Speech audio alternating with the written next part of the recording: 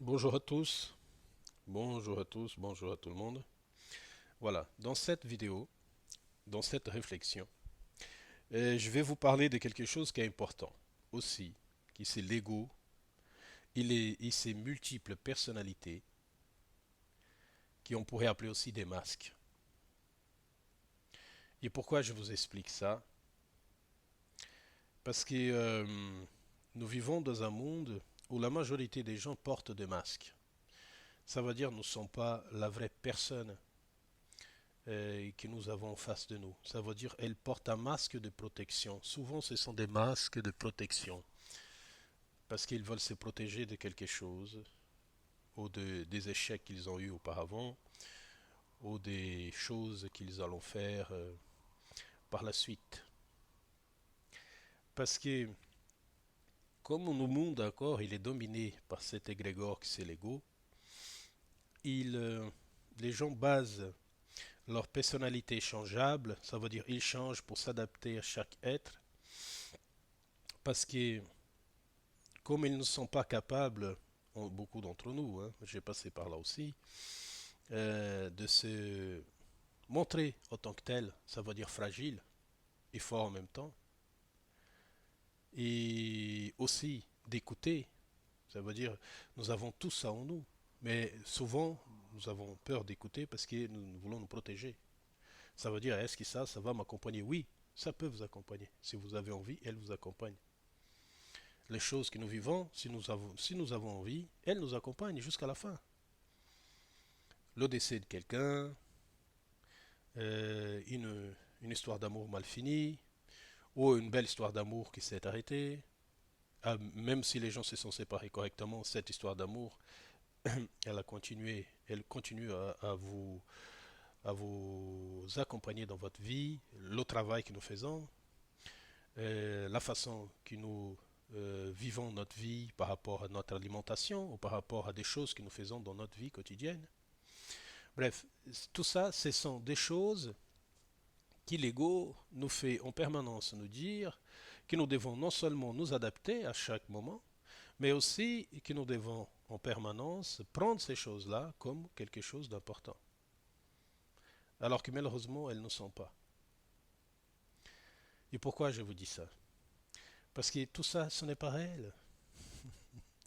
Le monde que nous vivons, par rapport à l'esprit, il n'est pas réel. Elle est réelle pour le corps, bien évidemment, mais pas pour l'esprit éternel. Mais la question, ce que nous devons faire, c'est plutôt comment je dois me porter en tant qu'esprit. C'est ça la réflexion personnelle, hein. Comment je me dois me porter en tant qu'esprit? Comment je dois faire pour m'équilibrer? Comment je dois faire pour que mon ego ne prenne pas une place qui ce n'est pas la sienne et qui surtout elle n'est pas réelle? C'est plutôt ça la question que nous devons réfléchir. Et pourquoi je vous dis ça? Parce que la réalité de la vie, malheureusement, c'est la mort. Alors, qu'est-ce qui c'est la mort qui n'a qu'un sommeil plus profond? Plus nous dormons profondément, plus nous rentrons dans ce que nous appelons la mort. Alors, c'est quoi la réelle importance de la vie? Est-ce qu'il c'est en permanence s'adapter? Qui, je comprends que c'est tout à fait faisable, mais est-ce que l'important de la vie, ce ne serait pas d'être ce que je suis en permanence? Ça veut dire l'être que je suis en vrai, sans masque, sans protection, sans carapace. Parce que beaucoup de personnes mettent ces types de choses sur l'apparence. Ça veut dire l'apparence de l'être. L'être, il faut qu'il soit beau, grand, bien baraqué, ou la fille bien faite, un corps parfait. Alors que ce sont des choses qui vont disparaître. Et tout ça, ce ne sont que des masques, ce ne sont que des multipersonnalités d'un ego qui dominent l'esprit. Et qui, malheureusement, beaucoup d'entre nous, nous avons déjà joué ce rôle plusieurs fois. Vous jouez un rôle en permanence, hein. Nous jouons tous un rôle sur Terre permanentement. Ce que je peux dire comme réflexion, c'est qu'essayons d'être plus soi-même. Pas essayer de s'adapter et avoir une personnalité différente à chaque être. Parce que ce type de choses, quand nous faisons ça en permanence, ça veut dire que nous finissons à la fin pour devenir un être à multifacettes. Ça veut dire que nous oublions même qui nous sommes à la fin. Je sais que pour beaucoup de personnes, quand je dis que ce monde c'est une illusion, que ce n'est pas réel, ça choque beaucoup de personnes et beaucoup de personnes se sentent mal à l'aise avec ça. Mais pourtant, c'est la réalité. Je sais que j'ai un corps qui bat actuellement. Je sais que je regarde une caméra pour faire une vidéo. Je suis plein conscient de ça, qu'il faut que je puisse aller aux toilettes. Ensuite, il faut que je mange, il faut que j'aille travailler. Bref, toutes ces choses-là sont bien réelles. Je suis d'accord avec vous. Mais elles sont dans un moment instantané de l'existence d'un esprit. Alors, la réflexion que j'ai appris avec moi-même, c'est autant être ce que je suis en vrai en permanence pour éviter d'avoir des multipersonnalités. Le problème, c'est ce qui ça déclenche souvent avec cette façon de vivre là et d'être, c'est que ce que nous avons souvent, c'est que des personnes, vous êtes soit très aimé, soit pas très aimé. Ça veut dire il y a beaucoup de gens qui ne vont pas aimer quelqu'un qui est pareil avec tout le monde. Ça veut dire pareil quand je dis avec tout le monde, ce n'est pas dans l'ignorance, dans la colère ou être violent dans les paroles. Non, non, non. Je dis juste être soi-même, être présent, faire acte de présence, mais être aussi calme, serein, écouter patiemment, parler avec les autres et écouter l'opinion des autres qui sont totalement différentes de la vôtre. Ça veut dire accepter la différence, quelle qu'elle soit. Je ne dis pas que ça, c'est la vérité. Je dis simplement qu'en étant moi-même, je suis plus en adéquation avec ce qu'il y a à l'intérieur de moi. Ça veut dire je n'ai pas besoin de mettre une casquette, un exemple d'un maître spirituel, parce que je ne suis pas un. Je n'ai pas besoin de mettre la casquette d'un peintre, car je ne suis pas. Ce n'est pas parce que j'ai fait de la peinture que je suis un peintre. Je ne peux pas mettre la casquette d'un éducateur, même si j'ai un diplôme, mais je ne suis pas. Vous voyez, nous prenons des choses qui ne sont pas réellement importantes et nous les transformons dans quelque chose qui, ça devient carrément pour beaucoup de personnes comme quelque chose de... Sans ça, je ne pourrais pas exister. Vous voyez?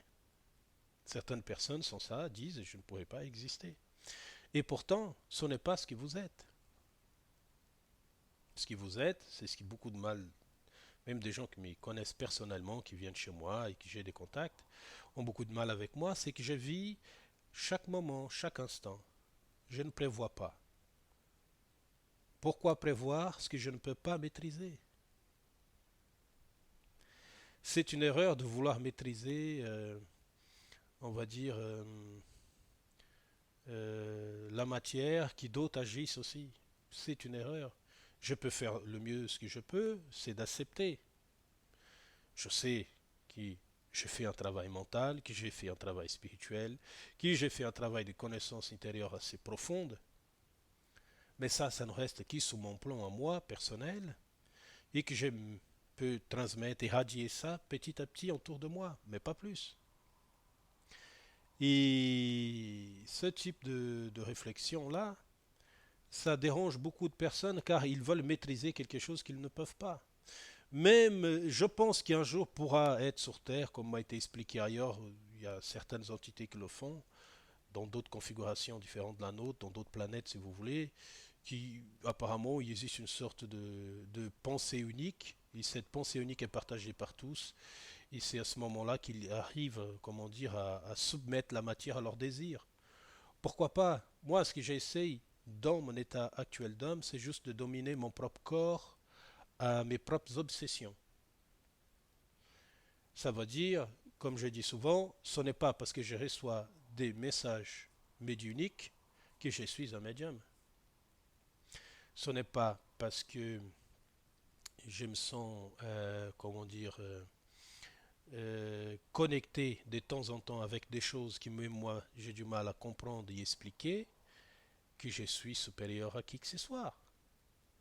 Il n'a strictement aucune importance car nous allons tous à la même direction, ça veut dire celle de la mort. Il ne faut pas s'attacher à ce monde, ça veut dire essayer de créer des choses qui ne sont pas en cohérence avec ce que vous avez à l'intérieur de vous. C'est pour ça que cette multiplicité et toutes ces facettes de l'ego, ça veut dire ces multiples personnalités, euh, vous empêchent de réellement voir qui est à l'intérieur. Bien évidemment que nous avons le libre arbitre. Je sais que nous avons le libre arbitre.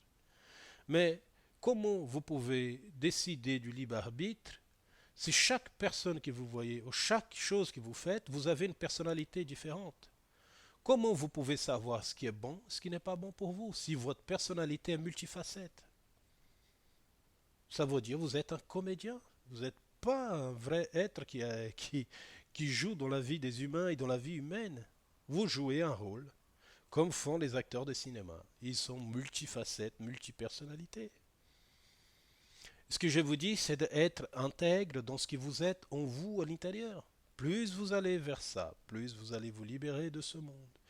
Et plus vous serez moins influencé par l'ego. L'ego, comme je dis souvent, il est néfaste. Vous pouvez l'équilibrer, le conduire, mais il peut toujours faire des sursauts. Là, pendant plusieurs jours, j'ai un sursaut d'ego, comme d'habitude. Ça veut dire que le contrôle est mental pendant plusieurs jours, mais ils viennent souvent. Patience, c'est comme ça.